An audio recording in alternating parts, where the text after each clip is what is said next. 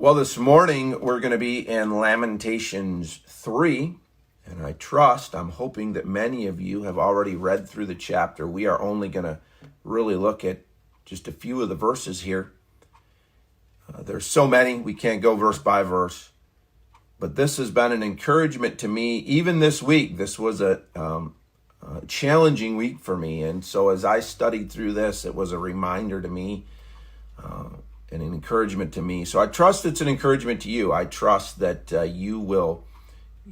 God will minister to you through this, and that you will go away rejoicing. You will go away today with maybe a better perspective. I trust you're coming already with a good perspective, but I know that through the week, through the struggles, it's easy for us to get worn down. And my goal today is just to encourage us through the word, through who God is. And I hope that happens for you. So if you're in Lamentations 3, I'll give you just a minute to turn there.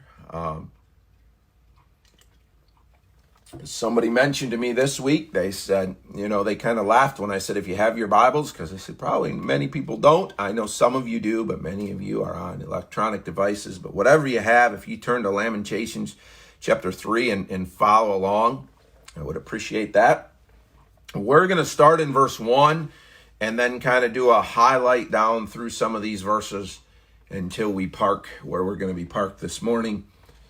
But I want to preface this by giving you just a little bit of a background.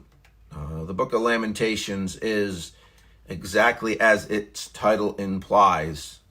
It's a writing of lamenting the judgment of God on Israel.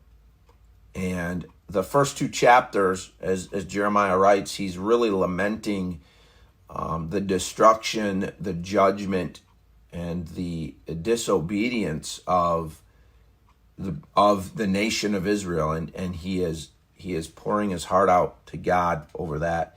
And as we get to chapter 3, the unique thing about chapter 3 is it's a very personal lament. It's no longer lamenting the nation, but it's Jeremiah, the author, is now lamenting his own personal struggles.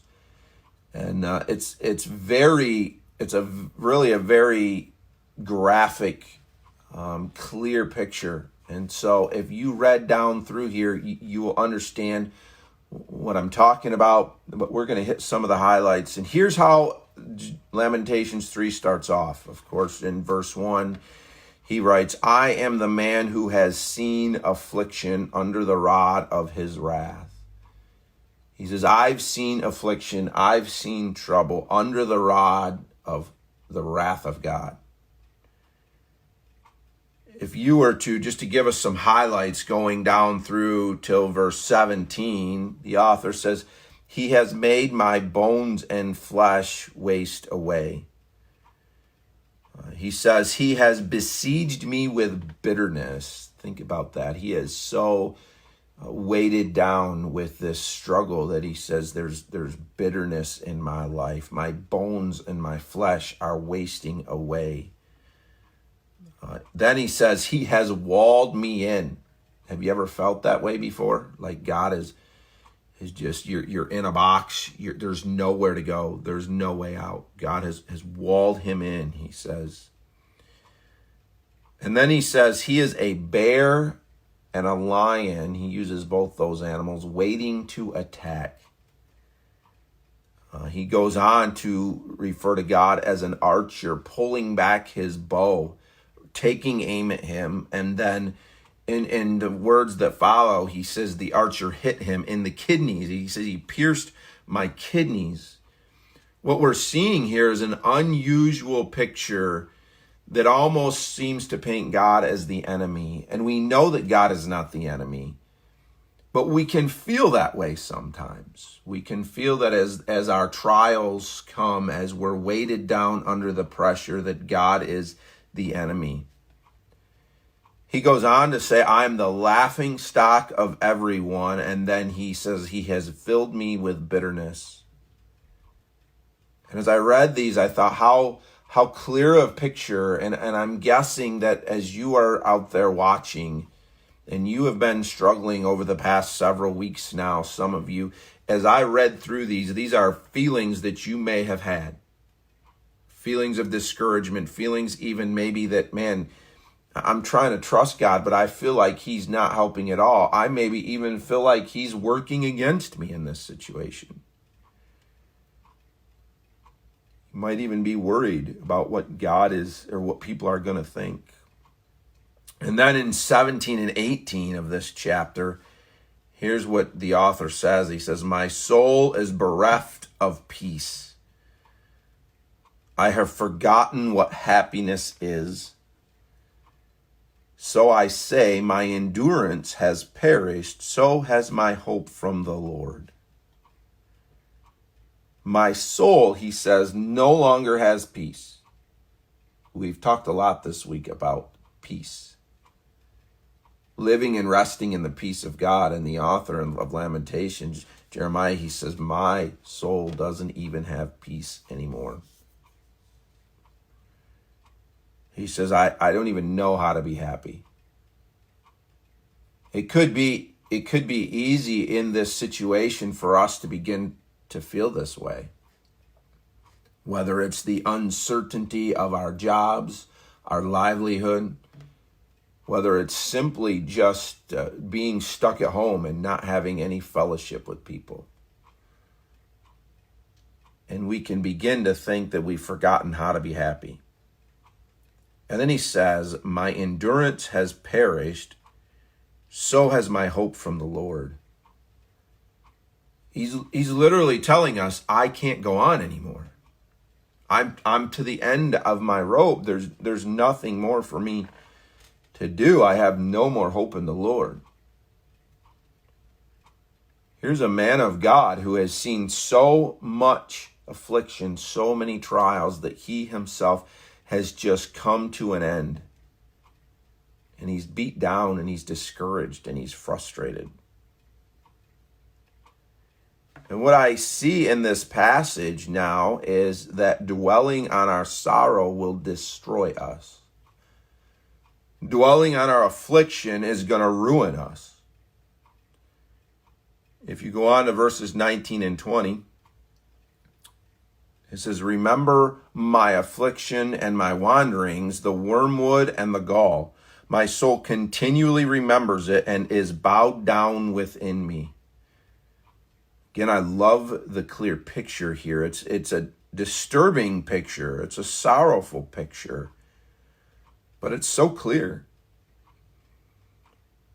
And he's not saying that we can't express sorrow. We need to express our sorrow with others. If you're struggling, find somebody, call somebody in our church. Talk to the person who's discipling you.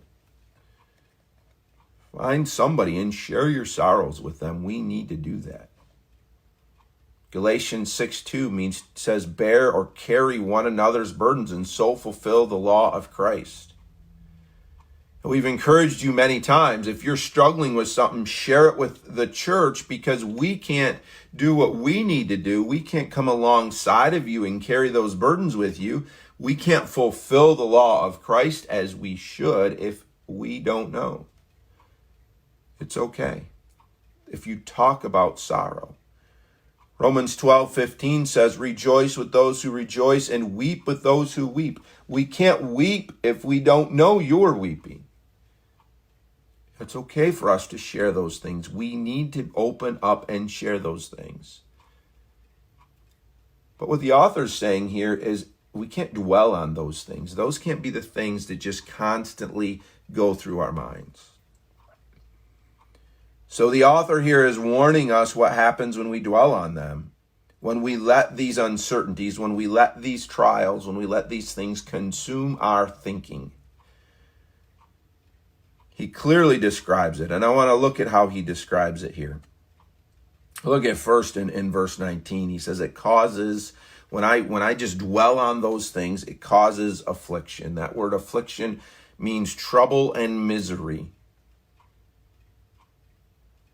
So when you think about the trouble and misery, it causes more trouble and misery. Then he says it caused him to wander. That means a restlessness or a straying. What happens when we begin to just dwell on our trials, when we dwell on the things that we're struggling with? We begin to get restless and anxious and nervous. And we begin to wander. We begin to try to fix things on our own. We begin to let those things consume us. And we end up wandering from God instead of resting in him. It's really a picture of this misery and hopelessness. Then he goes on and says it's like wormwood.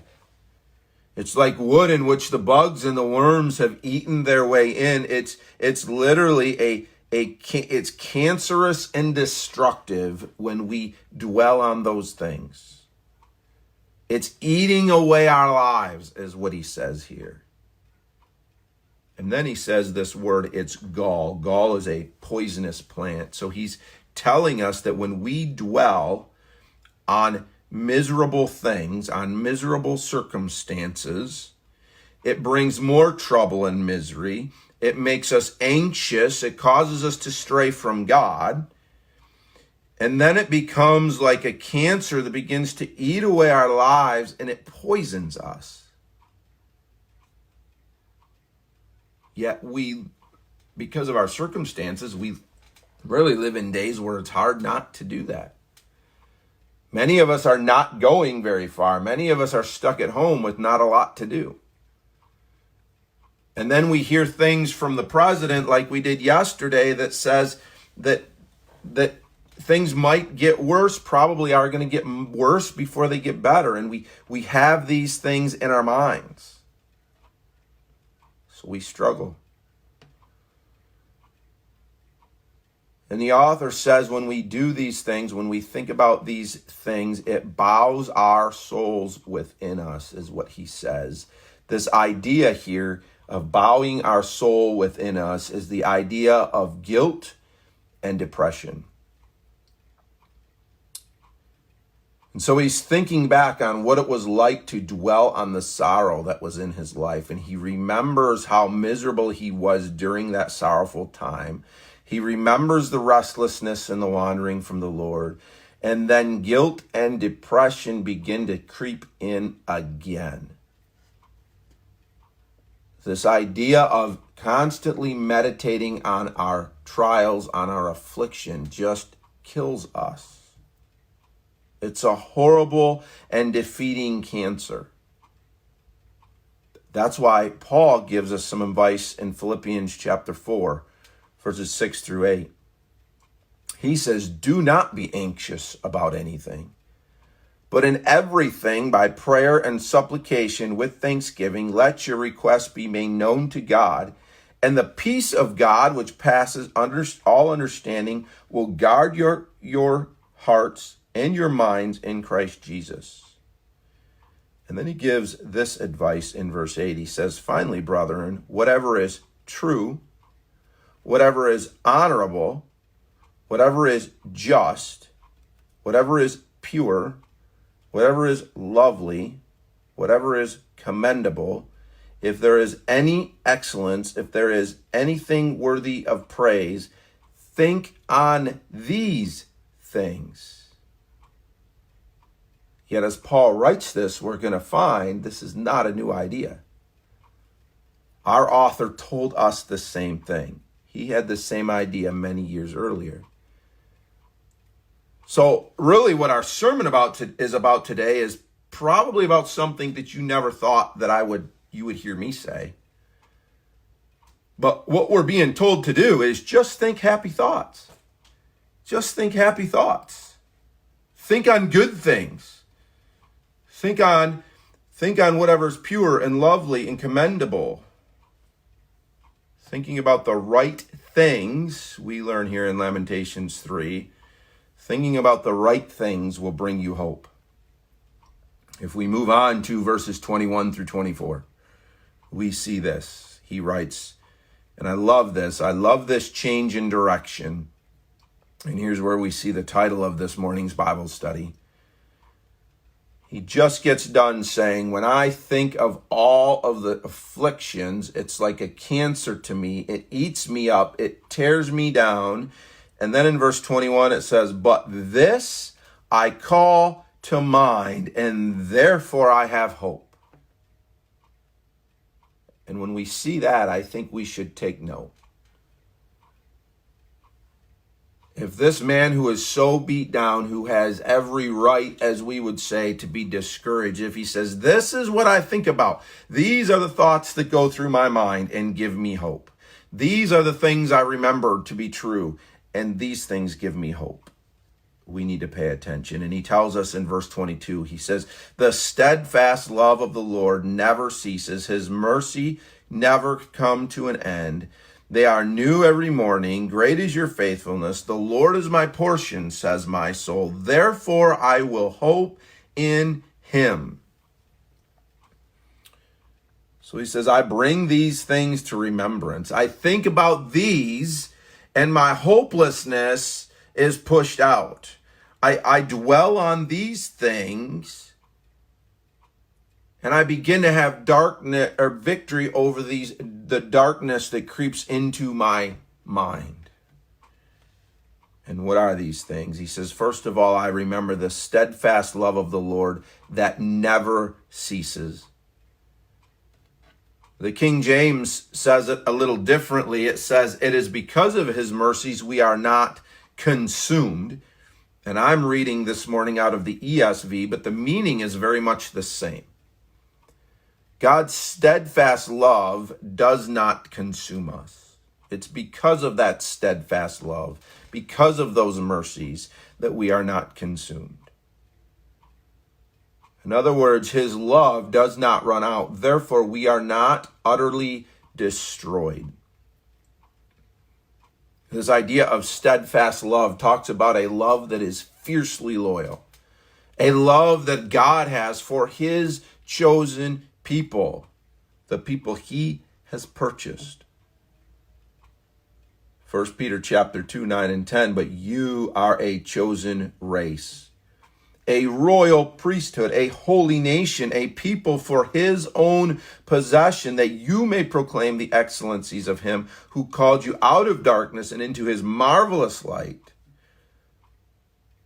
Once you were not a people, but now you are God's people. Once you had not received mercy, but now you have received mercy.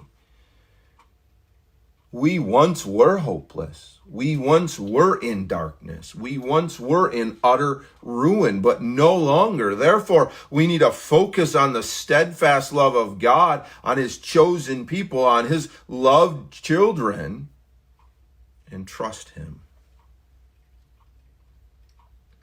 Consume there means to be absolutely finished or at the end. So I ask you this morning, how many times have you felt like you were at the end of your rope? Maybe even this week you have felt like you are at the end of your rope. You've run out of answers. You don't see a better way. But here's the encouragement. Because of God's fiercely loyal love, you and I are not done. We are not at the end of our rope. Yes, we can apply this idea to eternity, and we do, but we can also apply it to our lives right now. God is not finished with us yet. And though it may feel as though all of the things that are going on are beginning to press in on us and we're boxed in and there's no way out, when we think of God's fiercely loyal love for us, we say, it's not over yet. God still has a plan for me. God is still working. There is still hope. Then he says he remembers the Lord's mercies that don't end and are new every day. The word mercy here gives us the picture of loving kindness. It's the idea of a mother's compassionate love for her children. Even this morning, I was reminded of my lack of compassion often for my children. Yet Amy very quickly comes in and gives them the love of a mother that they need. And we see this here, a picture of a God who nurtures and loves compassionately his children. If you think about Matthew 22:37, it says, "O Jerusalem, Jerusalem, the city that kills the prophets and stones those who are sent to it, how often would I have gathered your children together as a hen gathers her brood under her wings, and you are not willing." So, of course, the picture here is of a hen trying to gather her chicks, and they're just not willing. But what I want to point you to is this God who pulls us under his wings and loves us as a mother, nurtures us as a caring mother.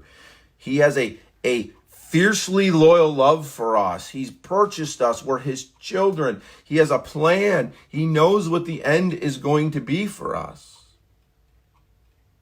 And not only that, rather than feeling pressed down and feeling as though he might even be the enemy, we're told that he is loving us as a mother loves her children and nurtures them and wants the absolute best for them. And his mercies are new every day. If you failed him yesterday when you got up this morning, his mercies were new. If you fail him today and you get up in the morning, his mercies are brand new. What a blessing. So our author here in Lamentations concludes this. He says, because of this intense love that God has for me, he says this, the Lord is my portion. What is a portion? A portion is an inheritance or a bounty or part of a treasure that is yours. Jeremiah is saying, as I look around and I see what's around me and I see what I'm going through and I understand now, I recall to my mind this love of God. He's all I need. He's so taken back by the limitless love and grace of God that his heart has changed from being bitter and destroyed and finished to saying, I have hope in God because I know how much he loves me. I know how much he cares for me. So he says, therefore, I will hope in him. Therefore, I will wait on him. Right now, it may feel hopeless. Right now, it may feel as though God is the archer and he's coming after you. It may feel like you have a bear hunting you in your life.